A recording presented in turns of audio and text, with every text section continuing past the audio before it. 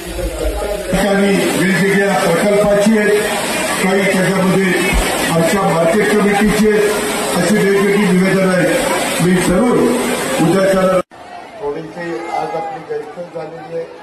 अचानक महाराष्ट्रामध्ये पाऊस हा सुरू झालेला आहे आणि मला संध्याकाळी पाऊस येण्यापूर्वी आपल्या उमरी परिसरामध्ये आणि देगलूर परिसरामध्ये येण्यामागचं कारण म्हणजे आपले लक्ष्मीकांत कीर्तनवार, बालाजी टेकाळे, राहुल देगावकर अशा असंख्य कार्यकर्त्यांनी राष्ट्रवादी काँग्रेस पक्षामध्ये प्रवेश केलेला आहे.